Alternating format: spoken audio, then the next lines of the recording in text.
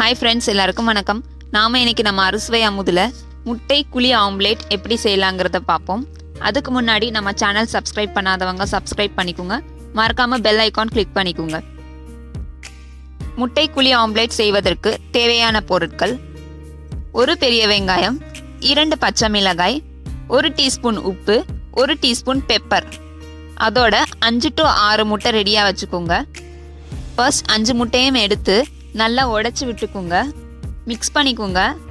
அதோட நாம் எடுத்து வச்சுருக்கிற 1 டீஸ்பூன் உப்பு, அடுத்ததாக 2 பச்சை மிளகாய், அதோட 1 ஸ்பூன் பெப்பர், 3மே சேர்த்து நல்லா மிக்ஸ் பண்ணிக்கோங்க. ஒரு கட்டி கூட இருக்கக்கூடாது, அந்த மாதிரி நீங்கள் மிக்ஸ் பண்ணிக்கோங்க. இப்போ பார்த்தீங்கன்னா நல்லா மிக்ஸ் ஆயிடுச்சு. நம்ம கட் பண்ணி வச்சுருக்கிற வெங்காயமும் சேர்த்துக்கிறோம். ஃபுல்லாக ஒரு வாட்டி கலந்து விட்டுக்கோங்க. இதோட நீங்கள் 2 கரண்டி அளவுக்கு இட்லி மாவு சேர்க்கணும்னா கூட சேர்த்துக்கலாம். 3 முட்டை எடுத்து இந்த மாதிரி மிக்ஸ் பண்ணி வச்சிங்கன்னா ஒரு தட்டு பணியாரத்துக்கு சரியாக வருங்க. இது சிம்பிளான பிரேக்ஃபாஸ்ட் ரெசிபிங்க. வேணும்னா நீங்கள் இது ஸ்நாக்ஸாக கூட சாப்பிட்டுக்கலாம். நான் இப்போ பணியார தட்டு எடுத்திருக்கேன். எல்லா குழியிலையும் கொஞ்சமாக எண்ணெய் சேர்த்துக்கோங்க. அடுத்ததாக எல்லா குழியிலையும் நம்ம மிக்ஸ் பண்ணி வச்சுருக்கிற முட்டை எல்லாமே சேர்த்துக்கிறோம்.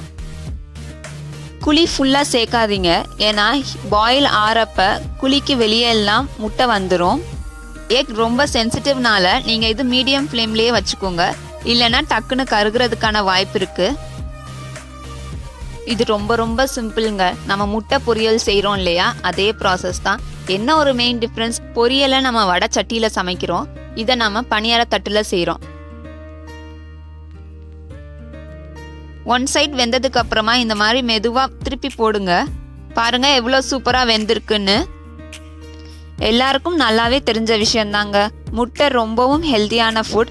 எப்பயும் போல் செய்யாமல் இந்த மாதிரி நம்ம டிஃப்ரெண்ட்டாக செஞ்சு கொடுத்தோன்னா குட்டீஸ் எல்லாம் நல்லா விரும்பி சாப்பிடுவாங்க. இன்னொரு வாட்டி திருப்பி போட்டுக்கோங்க. 2 பக்கமும் வெந்துருச்சுன்னா நீங்கள் எடுத்துடலாங்க. ரொம்ப ரொம்ப சிம்பிள் அண்ட் ரொம்பவும் ஈஸியான ரெசிபிங்க இது. யார் வேணாலும் இந்த ரெசிபியை ஈஸியாக செஞ்சிடலாங்க. அவ்வளோதான், முட்டை குழி பணியாரம் ரெடி ஆயாச்சு.